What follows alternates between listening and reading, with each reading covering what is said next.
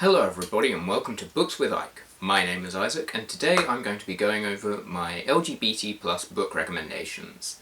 Now, I wanted to put this video out for Pride Month, but every time I tried to film it, something went wrong. A different thing every time, and so that didn't happen. But I still want to do it because, as I said in my very first video, I mostly read queer books, and I want a significant part of this channel to be recommending queer books to people. So yeah, I intend to make this a regular series on my channel, and I'll make a new version every time I read a significant amount of queer books. But they might have different titles, because I can't really justify calling something an LGBT+ book recommendations list if there's only gay books on it, for example. That being said, I do believe I have read enough different identities to call this an LGBT+ book recommendations video, at least for this one.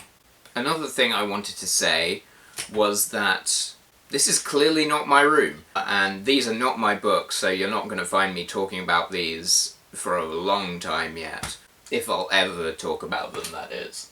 And also, I wanted to say that during times like these, we are reminded of how important it is to support black people and black creators and black authors, and unfortunately I don't really do that. So if you have any recommendations for queer books by black authors, be sure to leave those in the comments below, and I will hopefully check some of them out. And I'm not just saying that because of the current climate, it's been something I've been meaning to do for a while. It's just the current situation has given me the push I needed to do that, I suppose. And obviously I want this video to be a good recommendations video. So while I have read some very popular queer books, it wouldn't really be useful of me to talk about them. So I'm going to leave the really popular stuff for the end, and I'm just going to speed through it, give like a sentence description, say what I think about it.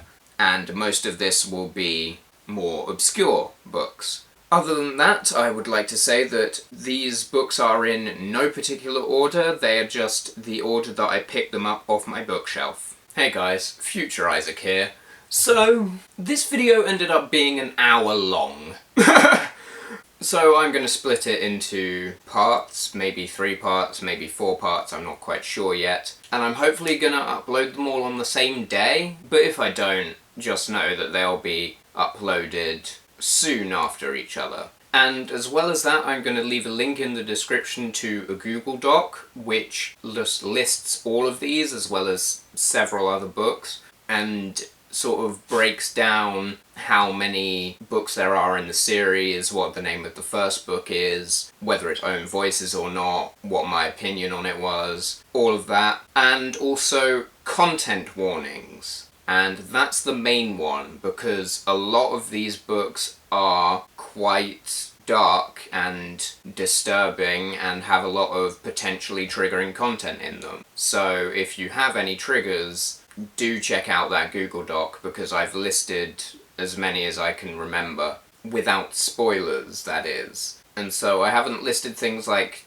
death of a parent, death of a friend, death of a pet. You're gonna have to look elsewhere for those. And I'll also leave a link to any of these books that I've reviewed or written notes for in the description as well. And that's probably most of them, I think. So with all of that out of the way, let's get into the video. The first book I have to talk about is The Darkest Part of the Forest by Holly Black. So this is a YA urban fantasy set in the town of Fairfold, and this town is known for being populated by fairies. And so, because of that, it is a tourist trap. And the main attraction of this village is a horned boy sleeping in a glass coffin. And the protagonists, Hazel and Ben, who are brother and sister, have both been obsessed with him for their entire lives. And then one day, the glass coffin is found smashed open, the horned boy disappears, and all hell breaks loose. So in terms of representation, Ben is gay, and I do believe his love interest is bisexual. I'm not sure though. And this book is dual perspective, split between Hazel and Ben. From what I remember, this was a really great, fun book. It's a bit dark, really, and very mysterious and atmospheric, and I remember thinking it was great. But I haven't read it in a long time, so I'm probably due a reread, as if I didn't have so many other books to get to first. Next I have the Timekeeper Trilogy by Tara Sim. This is one of my favourite series of all time. Sorry for the creaking of the chair, by the way. So this is an alternate history YA steampunk fantasy romance set in an alternate Victorian London where time is controlled by magic clock towers. And so when the clock towers break, time itself also breaks. And when the clocks stop completely, time itself just stops in that area and it is completely sealed off from the rest of the world. So the main protagonist is a young clock mechanic called Danny Hart, whose dad is trapped in a town where time has stopped, and Danny wants to be assigned to the project to build a new clock tower and free the stopped town, which has never been attempted before. But unfortunately he is suffering from PTSD after a quite terrible accident, so the lead mechanic is unwilling to give him any serious responsibilities. So he is assigned to fix the clock tower in Enfield, where he meets a time spirit, and things kind of progress from there. In terms of representation, Danny himself is gay, his love interest is also gay, there are some gay side characters, there are some lesbian or bisexual women as side characters, and there might also be some bisexual men as side characters? I can't quite remember. But yeah, this is one of my favourite series of all time. Danny is one of my favourite characters of all time, and the romance in here is one of my favourite romances of all time. It is sweet and fluffy, and it is incredibly well plotted. I will say that the first book is a very sweet and fluffy gay romance, but the last two do get very dark, and one of them does contain a torture scene, so I would bear that in mind. Next I have the Rules series by F.T. Lukens, and the first book is The Rules and Regulations for Mediating Myths and Magic. This is a YA urban fantasy romance about a boy called Bridger Witt, who, in an attempt to get a job, accidentally becomes the apprentice of a wizard who mediates between the magical and non-magical worlds. And at the same time, Bridger also has to deal with a crush on his hot football player neighbour. I have only read the first book, and I loved it, from what I remember. It was really cute and sweet, and it was also very funny, but it really nailed the emotional beats when it needed to. It's not just fluff.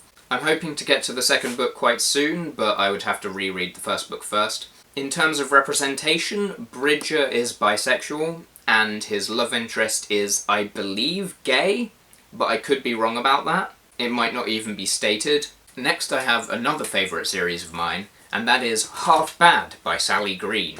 So this is a YA urban fantasy set in a world with black witches and white witches, and England is ruled by the White Witch Council, who hate and persecute the black witches. And the main protagonist, Nathan Byrne, is half black witch and half white witch, and he is what is called a half-code. And the first book basically follows Nathan as he grows up, as more and more sanctions are placed on half-codes by the White Witch Council. This is one of my favourite series, but it's not like a favourite. This is like on the bottom end of my favourites. I gave every single book in this series 4 stars, so nothing that was like absolutely incredible, except Nathan himself. He is an incredibly strong protagonist. In terms of representation, Nathan is questioning his sexuality at the start of the series, and there is a male side character who is in love with him.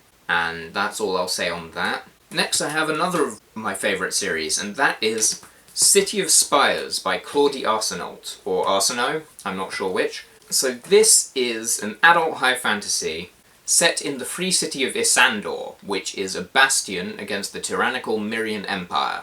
And the Myrians have an enclave in the city, and their leader, Master Avenazar, uses this as an opportunity to get up to terrible things.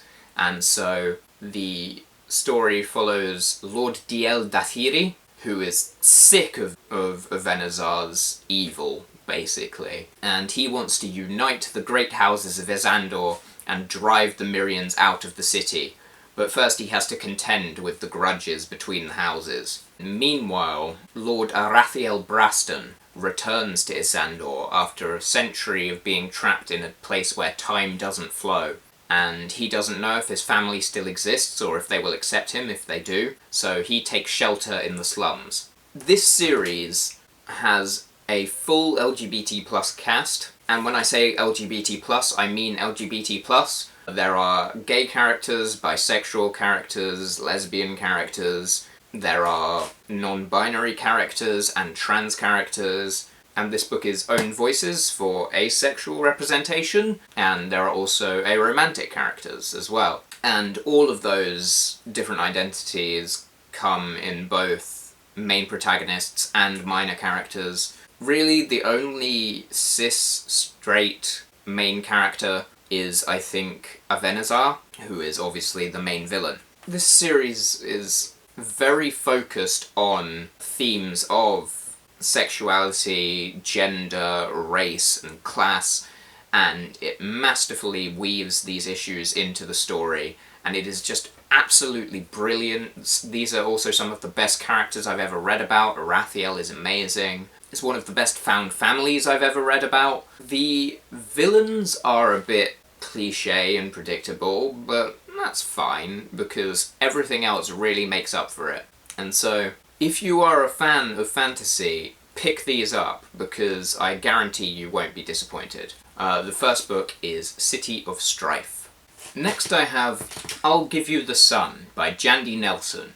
And this should arguably be on my popular books list, but I decided to put it here because it was quite popular a long time ago, and it sort of faded in popularity now, or in terms of widespread awareness, I guess? I don't know how to word it. But even then, people didn't mention that one of the major perspectives of this book is a queer character, and that is a shame, and there was a video on it, a really great video. It was called something like Queer Books and the Booktube Code of Silence, or something like that. And that was a really great video, and it talked about the darkest part of the forest as well. But I'm rambling. In terms of this one, so this is about a pair of twins called Noah and Jude, who used to be inseparable, but after their mother's death they have become very estranged. And so this book is just basically examining what happened to make their relationship fall apart, and how it could be fixed.